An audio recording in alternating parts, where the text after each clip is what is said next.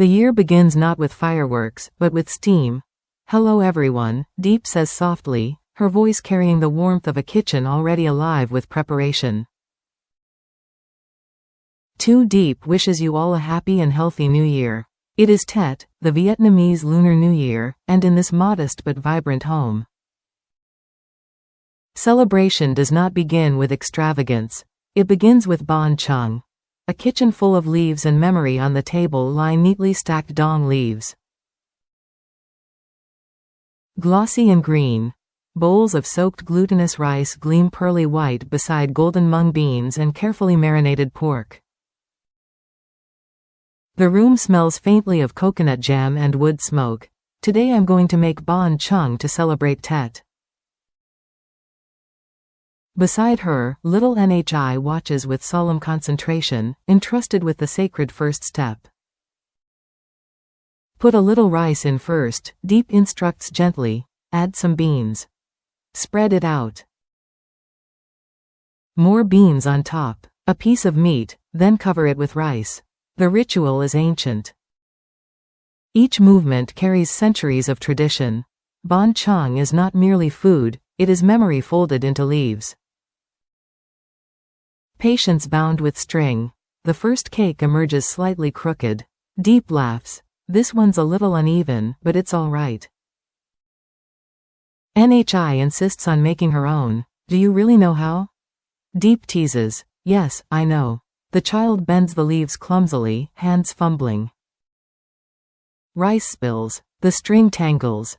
The cake is small and imperfect, and utterly precious. This tiny cake is for Nhi, Deep announces proudly. The rain outside taps steadily against the roof. The child beams. The world beyond this kitchen seems distant. Time slows, but not entirely. A departure for Ha Tae in another corner of the house. Conversations unfold about travel and responsibility. Mother will be returning to her maternal grandparents' village in Ha Tae, once a separate province. It has been years since she last went back. Now absorbed into Hanoi. Why so suddenly? Someone asks gently. I also told your father. It's been a long time. I need to go back this Tet. She will leave in a day or two. She has already booked a car. There is reassurance in her tone. She needs no escort, no assistance. Is there anything else I should help with at home? Your father is preparing for Tet. I'll return if there are guests. Gifts must be purchased. Comes the answer. Messages must be delivered. Family bonds stretch across villages and highways, yet remain intact. But beneath these practicalities lies something unspoken, a quiet tension that has not yet surfaced. The pot that must boil for hours by early afternoon. The wrapped cakes are stacked carefully in a large pot. They need 8 to 10 hours, Deep explains. 8 to 10? James will later repeat in disbelief.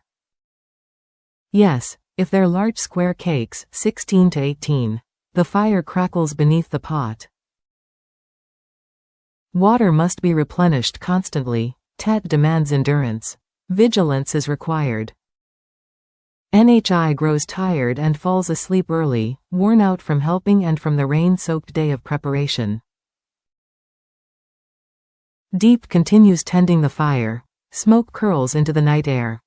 Hours pass. Meanwhile, land, law, and ambition elsewhere that same day. James stands on a stretch of earth that may soon become his new workshop. Han, an official who oversees compliance and permits. He has called Mr. The tone here is markedly different from the warmth of the kitchen. Careful, measured, practical, as we discussed, James begins, gesturing across the land. This area is about 50 meters. The length I estimated at 35. Let's measure again. The tape extends. Confusion arises. This is only 5 meters. No, I made a mistake. They measure again. 35 meters confirmed. Precision matters. A miscalculation could cost permits, money, reputation. James outlines his vision: 2 workshops flanking a central woodworking space, a storage facility. Drying boards. Wastewater treatment installed at the rear, carefully positioned. Leased land secured from locals. We won't discharge directly into the stream, he assures. There will be treatment first. Mr. Hahn nods, though cautiously. You must consider the farmers' fields below. Any impact will be serious. The subtext is clear: ambition must not trample responsibility. James asks about construction permits for the beginning of the year.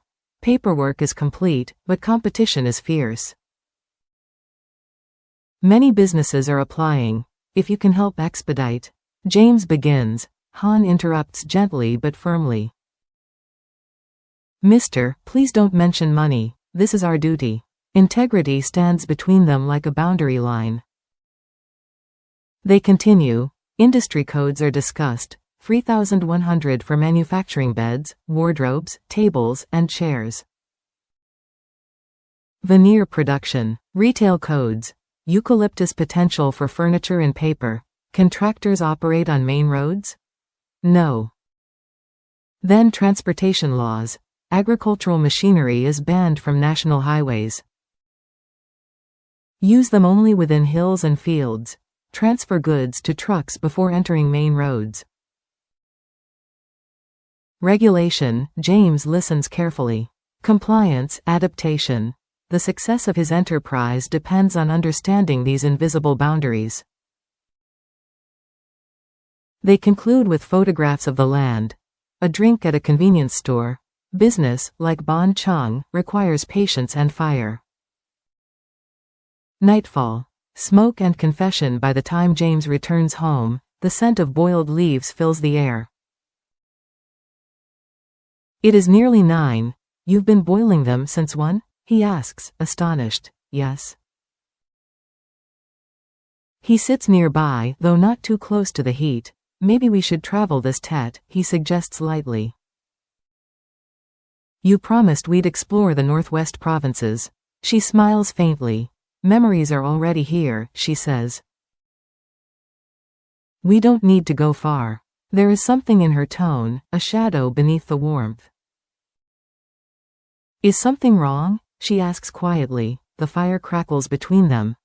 He hesitates. It's the end of the year. Work is overwhelming. I don't know if I can handle it.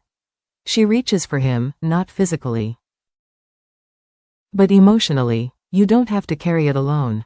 And then, as though drawn from the deepest chamber of his heart, the real fear emerges. What if we get tested, he says slowly, and it turns out we're siblings? Silence. The pot continues boiling. If Deep and I are siblings, he continues, voice tight, then we're not meant to be together. I would have to accept it. Tears threaten. You have me, she whispers. And Mom. And NHI. You have to be strong for us. He looks at her, eyes glassy in the firelight. Promise me you won't cry. I won't, he says. I'll be your support. But the question lingers in the smoke-filled air. Where does love go when doubt shadows its foundation? The meaning of Tet is about renewal. It is about returning to roots, like Mother traveling back to Haute. It is about building new beginnings, like James measuring land for his factory. It is about wrapping imperfect cakes with small hands and calling them beautiful. It is about waiting 8 hours in the dark to ensure something cooks properly. Love, like Bon Chung, cannot be rushed. It must be layered carefully, watched through the night. Tested by heat, and when finally unwrapped, its shape may not be perfect, but its essence will be undeniable.